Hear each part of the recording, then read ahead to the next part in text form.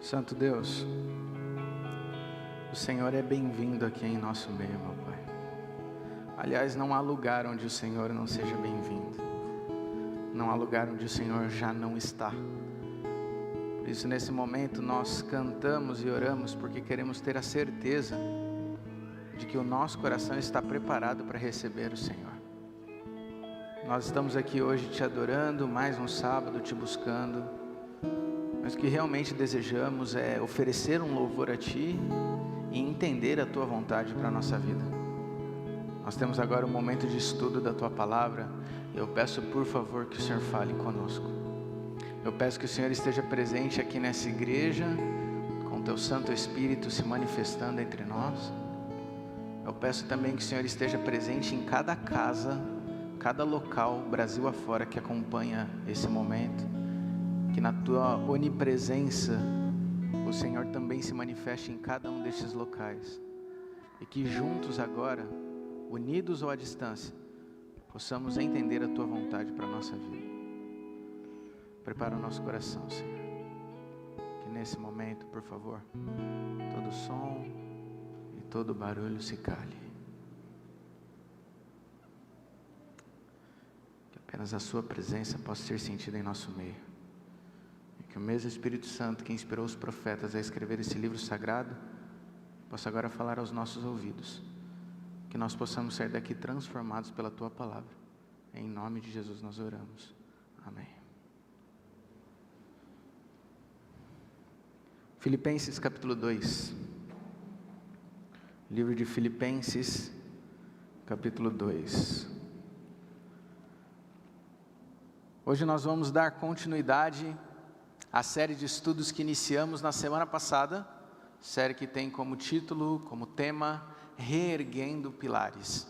O que nós temos percebido, ou o que nós temos conversado, é que a pandemia, ela tirou de nós, a pandemia, o isolamento, tirou de nós não só a rotina do trabalho, dos estudos e do planejamento de vida, mas percebemos que há um grande risco de que esse marcar passo, esse andar para o lado que a pandemia nos impôs, nós percebemos que há um grande risco que isso possa ter também desacelerado o nosso desenvolvimento espiritual.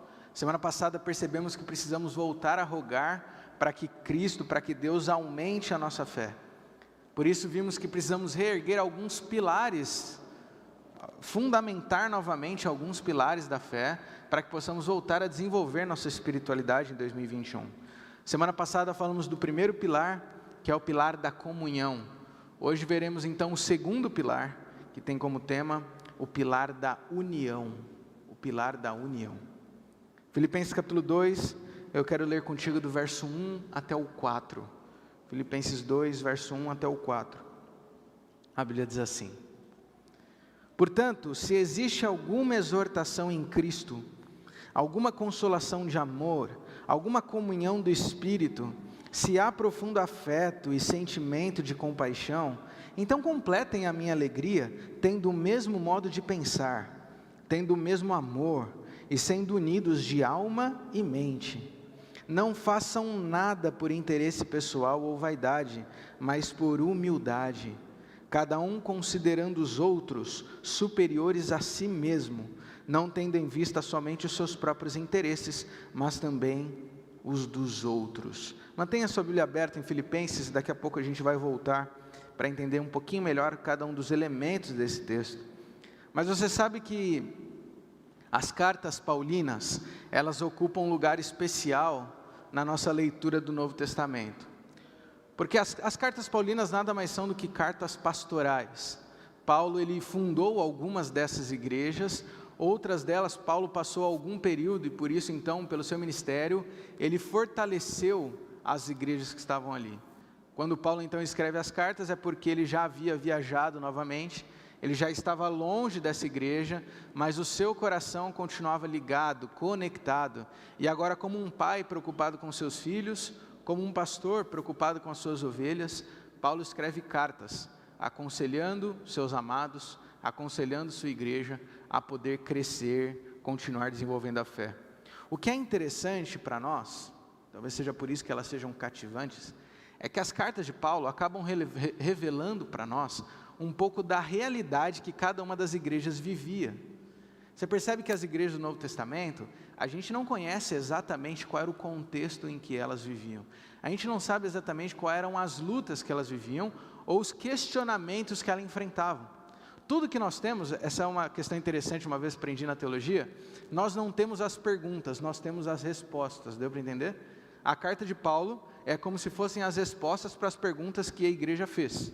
Bom, nós não conhecemos as perguntas, é verdade, mas analisando as respostas, nós podemos presumir quais eram as lutas, quais eram as dificuldades e os questionamentos que cada uma dessas igrejas enfrentavam. Então, as cartas não só nos ensinam verdades, mas nos revelam algo sobre as igrejas daquele período. São igrejas reais, com problemas reais, buscando viver transformações reais, assim como nós.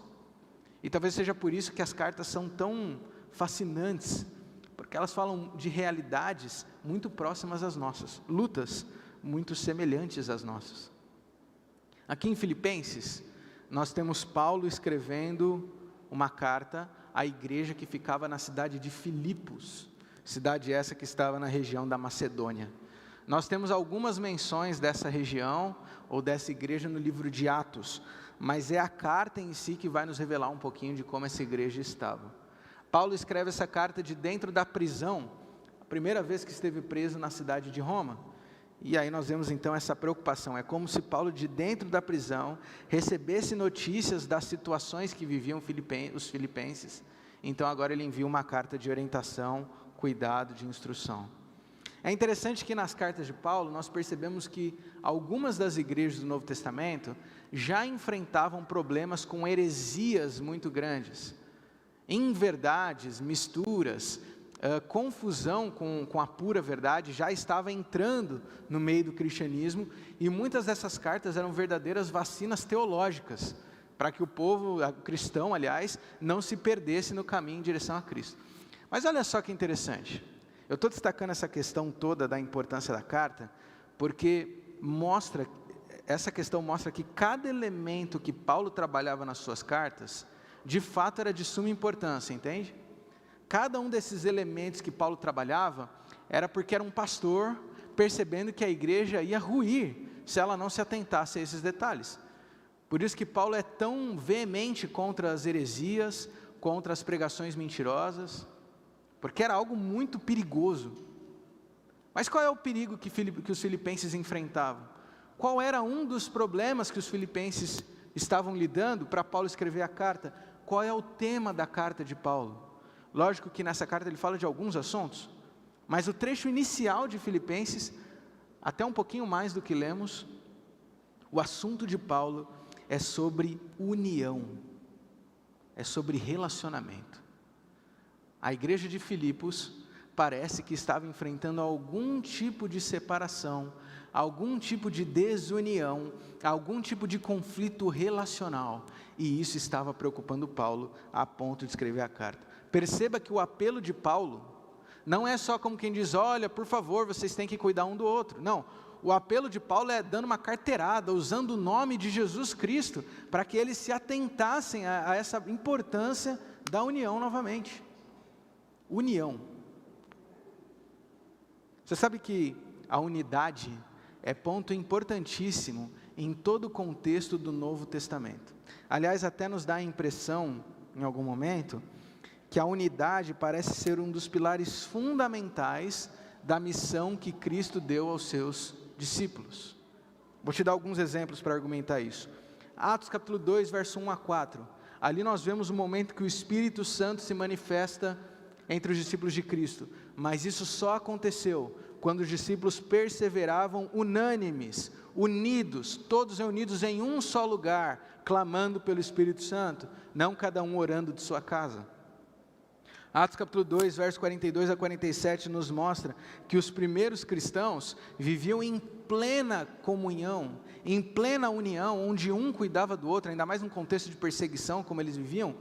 Eles dividiam até mesmo as suas propriedades, eles dividiam a comida, eles dividiam os seus bens, os seus pertences, tudo era comum. quem aceitava Cristo não apenas adquiria uma nova crença, mas passava a fazer parte de uma nova comunidade, a pertencer a uma nova família. Atos capítulo 6, verso 1 a 7, nos mostra que o primeiro cargo institucional criado pela igreja cristã foi o cargo do diaconato. E qual era a função dos diáconos em Atos 6? Você lembra?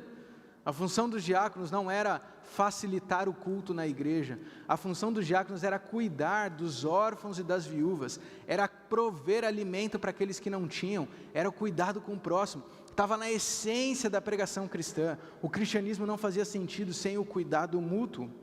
Atos capítulo 12, verso 12 nos diz que quando a igreja ia crescendo, a igreja continuava se reunindo para orar uns pelos outros, mesmo em meio às perseguições. Nesse verso 12 do capítulo 12 de Atos nos mostra que quando Pedro foi preso, a igreja se reuniu na casa para orar. Muitos ali estavam o tempo inteiro orando, intercedendo por Pedro, a ponto de que quando ele saiu da prisão, ele correu para aquela casa, porque ele sabia que era onde todos estariam. É o cuidado mútuo, tanto físico quanto espiritual. Finalmente, o último exemplo que cito, 1 Coríntios capítulo 12, nós vemos nesse trecho de Paulo também, que a unidade é ponto fundamental da igreja. Aliás, no capítulo 12 ele está falando só sobre unidade, e está mostrando como a diversidade de dons, quando nós nos unimos como igreja, nos dá a possibilidade de passarmos a representar o corpo de Cristo aqui na terra. Mas tudo isso só é possível numa igreja que funciona em unidade e não em individualidade.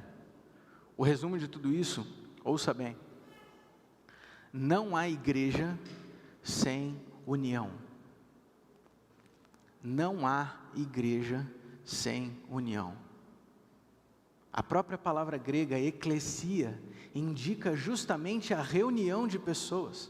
Está na essência do significado do que é igreja, a união de pessoas, a junção daqueles que têm o mesmo objetivo, a junção daqueles que têm a mesma fé.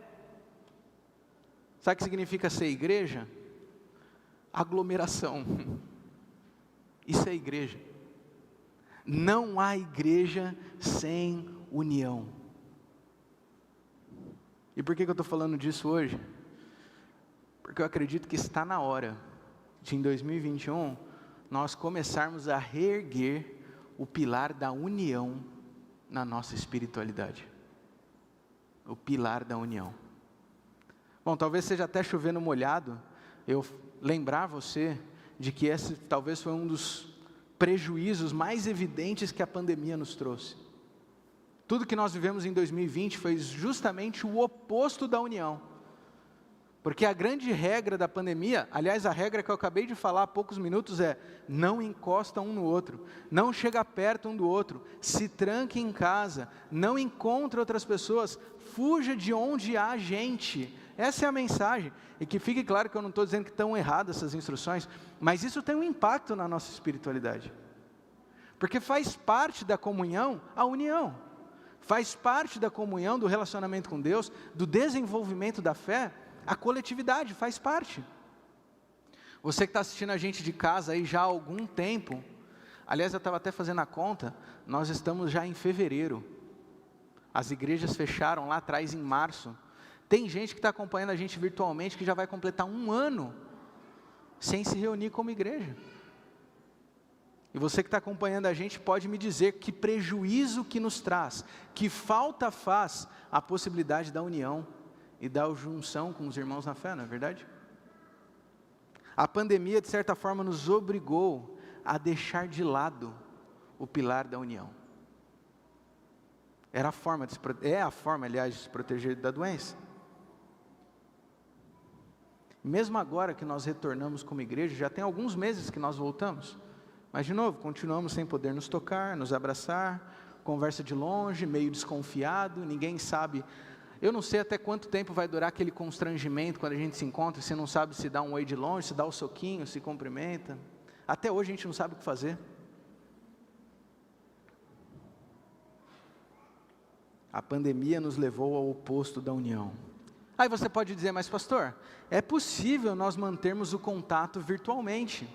A gente pode continuar como amigo, continuar unido, mesmo sem esse presencial. Bom, é verdade, sem dúvida alguma. Mas o ponto é que a pandemia não apenas nos levou a não estarmos no mesmo local, mas o contexto que nós vivemos nos levou à desunião. Eu vou te dar um exemplo, tá? Seja sincero. Lembra lá dos primeiros meses, quando virou o caos. Adaptação do home office, que aumentou muito mais a demanda de trabalho, enquanto alguns achavam que ia diminuir. Filhos presos em casa o dia inteiro, você tendo que equilibrar trabalho e escola dos filhos. Ou você que está na faculdade está tendo que se virar para entender a matéria em EAD, que nem os professores mais sabem como fazer isso, afinal todo mundo está aprendendo ao mesmo tempo. Eu te pergunto, com tudo isso, além do medo constante da situação de guerra, que a qualquer momento um vírus invisível pode trazer doença para casa, seríssima, como eu experimentei recentemente. Eu te pergunto, com todo esse contexto, você ainda tinha disposição de fazer uma chamada de Zoom para alguém, para realmente cuidar da vida dela, para ela cuidar da sua vida e vocês se pertencerem? Fala a verdade para mim.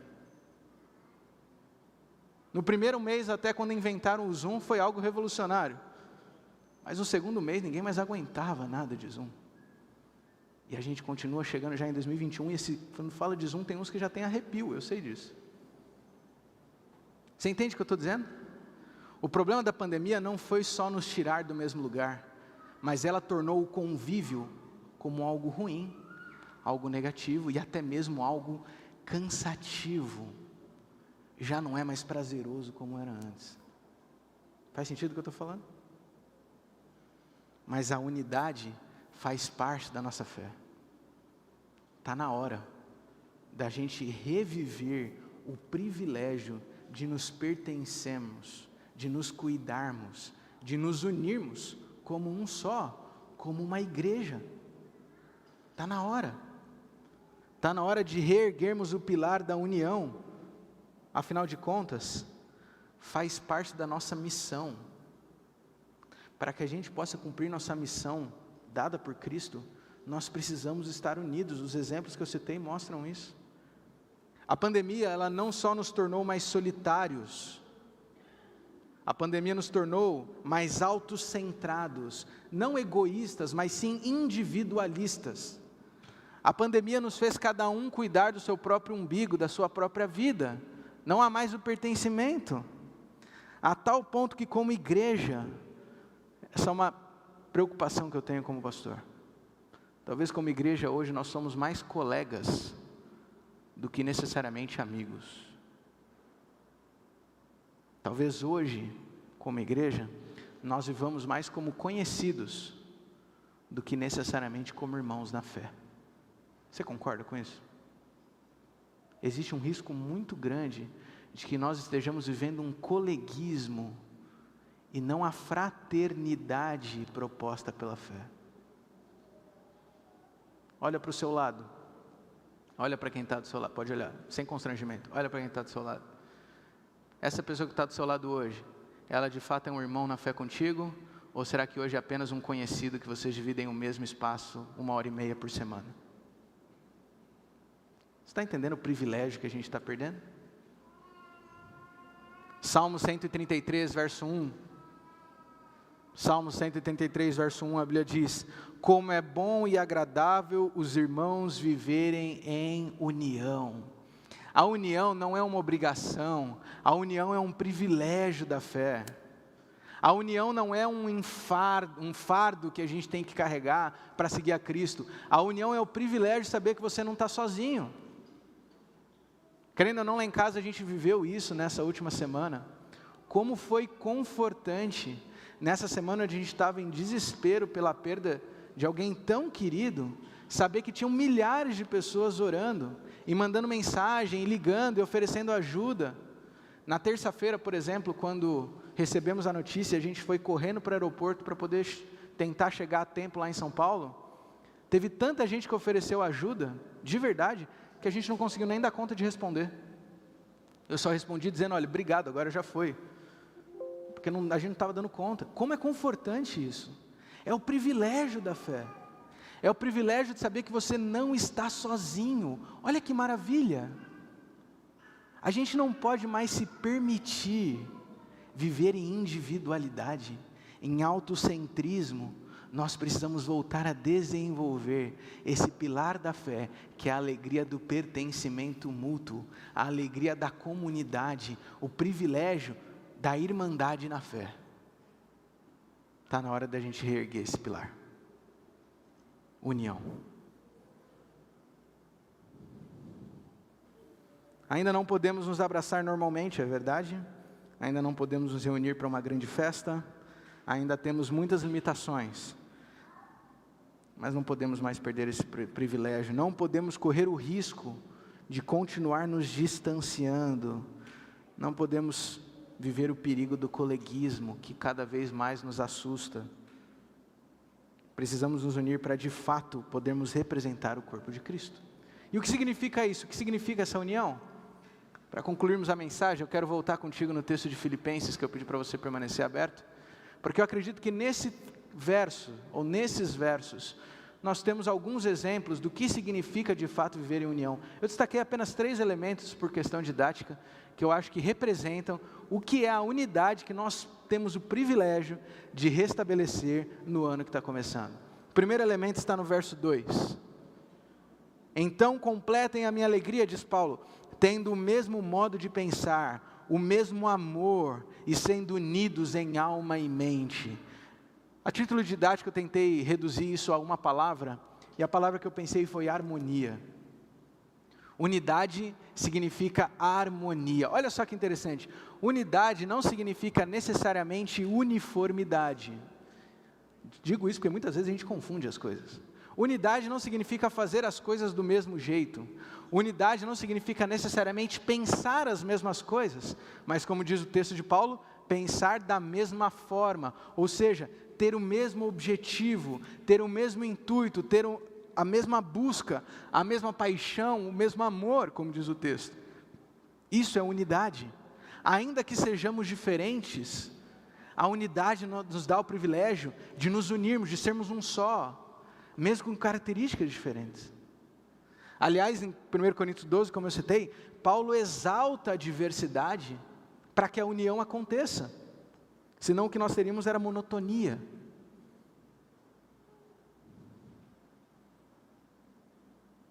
É essa harmonia que nos tornará mais unidos de modo íntimo, de modo profundo, com todo o nosso ser.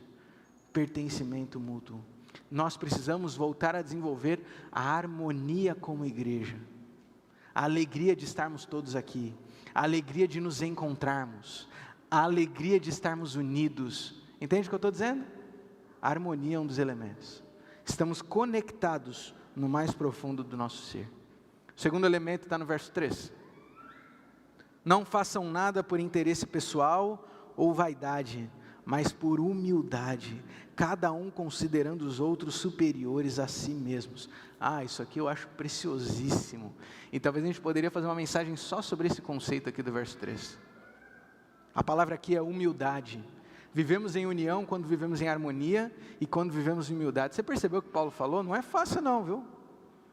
Paulo diz que vivemos em união quando nós passamos a considerar o outro maior do que nós mesmos. Rapaz, fácil de falar, difícil de fazer. Humildade para a união não é olhar para o João Vicente e falar: João, como você cuida de mim, então eu quero estar unido contigo. É dizer: João, eu quero estar unido contigo porque eu quero cuidar de você, porque você é mais importante do que eu. Olha isso.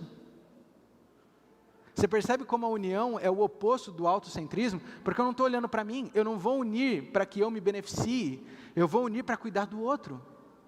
Eu não vou unir porque para mim vai ser melhor, mas é porque vai beneficiar o outro é mais importante do que eu, isso é unidade. Pastor, e aí, quem vai cuidar de mim? Bom, se todo mundo fizesse isso, todo mundo vai ser cuidado. É tirar o foco de mim mesmo. Deixa eu falar uma coisa para você. A unidade nos liberta de nós mesmos. A unidade nos liberta do orgulho, que já vem derrubando todo ser criado desde Lúcifer. A unidade nos liberta do orgulho. A unidade nos liberta do egoísmo. A unidade me liberta de mim mesmo. Quando eu estou aqui com vocês, eu passo a lembrar que o mundo não gira em torno do meu umbigo. Quando eu estou aqui com vocês, eu lembro que religião não é sobre mim. Religião é sobre Deus e sobre o outro. Amor a Deus sobre todas as coisas e ao próximo, como a mim mesmo. Eu estou em terceiro lugar. Deve entender? A unidade nos liberta de nós mesmos. Humildade. Vivemos em união quando vivemos em harmonia, em humildade. E o terceiro e último conceito que eu destaco desse verso está no verso 4, onde ele diz: não tendo em vista somente os seus próprios interesses, mas também os dos outros. O que temos aqui é coletividade. Como igreja, eu não passo mais a pensar o que é bom para mim, mas o que é bom para todos. Como igreja, eu não estou buscando os meus interesses, eu não estou buscando a música que eu gosto, eu não estou buscando a pregação que eu gosto, eu não estou buscando o conforto, a cor, não sei, o horário que eu gosto, não, estou buscando o que o outro precisa, o que é bom para todos, o que é bom para a igreja. Na igreja eu não vou pensar o que é bom para mim, mas o que é bom para o crescimento da própria igreja. É um desprendimento do eu. E eu digo que a gente poderia gastar muito tempo aqui, porque essa lógica vai no oposto de tudo que a gente vive hoje. Sem querer fugir muito do tema, a gente vive cada vez mais uma sociedade consumista. E no consumo, o foco é o consumidor. O cliente sempre tem razão, o foco sou eu. Religião é o oposto disso. Religião é lembrar que não é sobre mim, não é o que eu preciso, o que eu quero, não é o produto que mais me agrada. Religião é serviço, é o pensamento coletivo. Aliás, ponto que nós vamos analisar na semana que vem. Religião é a liberdade de mim mesmo, e é na união que eu consigo viver isso. Já é hora, meus amigos, de restabelecermos o pilar da união. Por isso eu quero terminar fazendo alguns convites. O primeiro convite, eu preciso fazer diretamente para você que nos acompanha virtualmente. Eu sei que tem muita gente que está acompanhando a gente virtualmente, que está louco para estar aqui com a gente. Eu sei porque eu tenho conversado com alguns. Eu sei que tem gente que está preso já há 1 ano em casa, que não vê a hora de poder voltar para a igreja e louvar a Deus no meio do seu povo. Eu sei disso. Mas eu também sei que tem muita gente que poderia estar aqui, e talvez não está, me permita uma expressão um pouco mais forte, por mera inércia, ou até comodismo. Esse convite é para você que poderia estar aqui. Está na hora de voltar para casa. Está na hora de sair da toca e voltar para casa, porque nós precisamos da unidade. E você sabe que não é no virtual desse jeito que a gente consegue desenvolver isso. Está na hora de voltar para casa. Mas o segundo convite que eu quero fazer, esse se aplica para todos. Para você que já pode voltar, para você que ainda não pode sair de casa, e para você que está aqui hoje. Eu quero compartilhar com você um sonho que eu tenho como pastor para essa igreja ao longo desse ano. Eu sonho que em 2021 nós possamos ser uma igreja que viva em comunidade. Sabe qual é o meu sonho?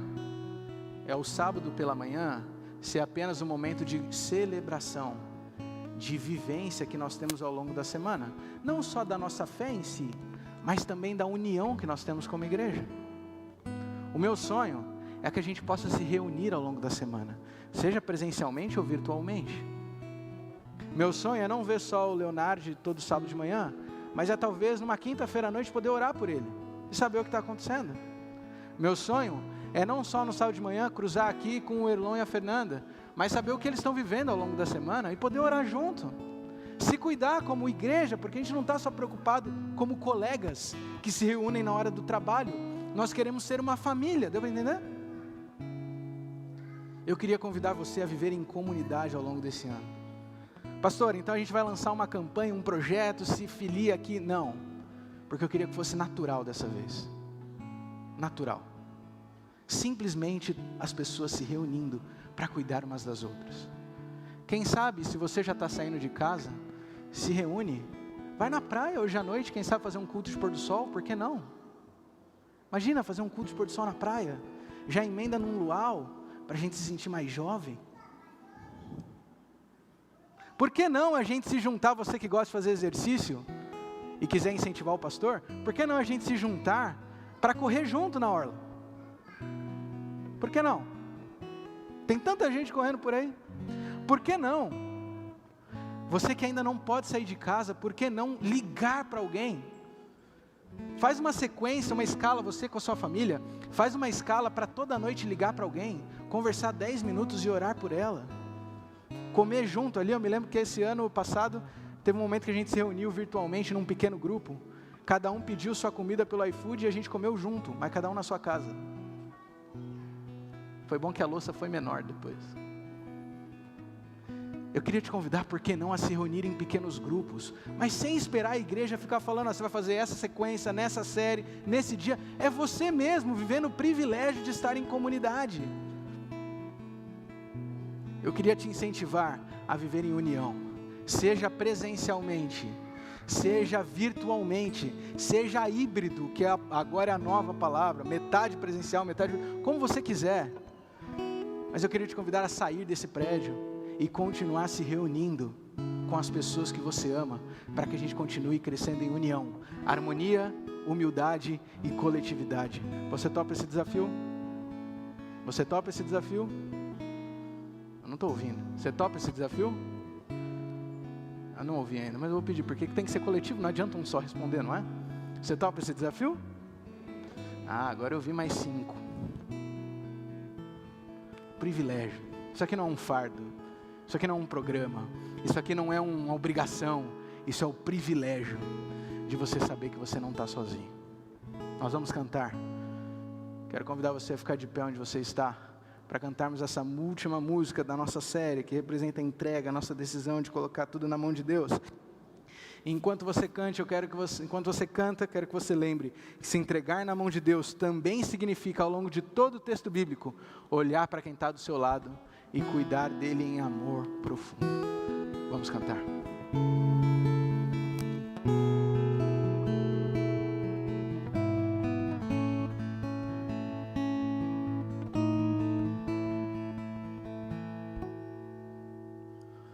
Se tu olhares, Senhor, para dentro de mim, nada encontrarás de bom. O desejo, mas um desejo eu tenho de ser transformado. Preciso tanto do teu perdão. Dá-me um novo coração. Então peça a Ele, cante. Dá-me um coração.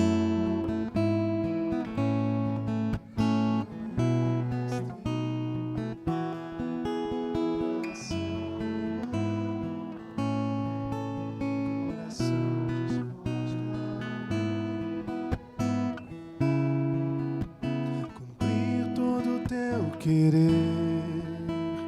Dá-me um coração igual ao teu.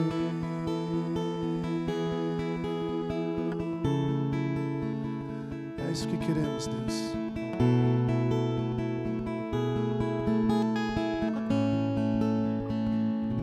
Se tu olhares, Senhor, para dentro de mim, nada encontrarás de bom, mas um desejo eu tenho de ser.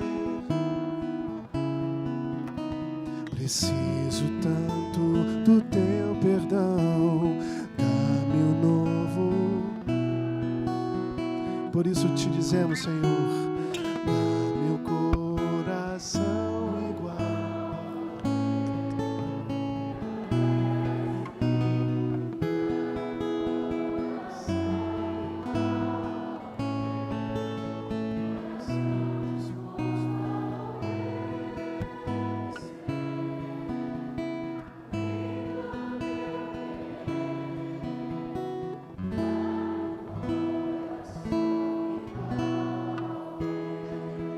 coração disposto a obedecer,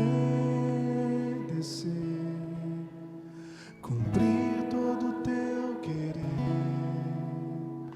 dá-me um coração.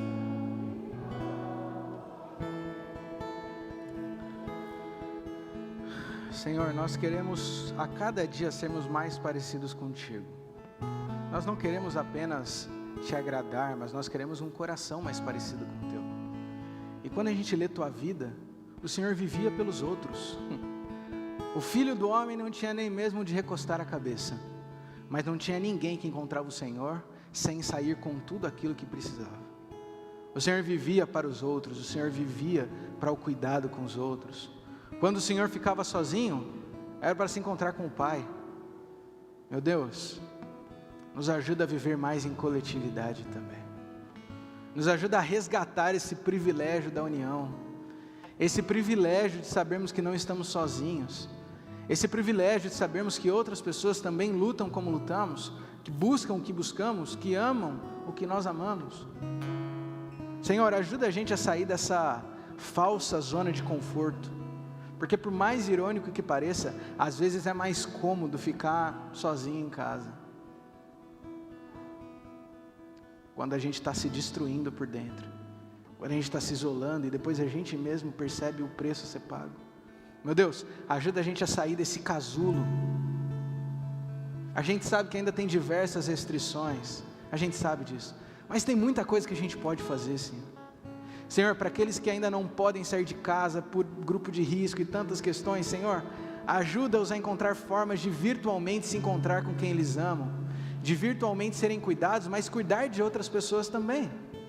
Senhor, aqueles que já podem sair de casa, dá a coragem de trazer de volta para a tua casa, por favor.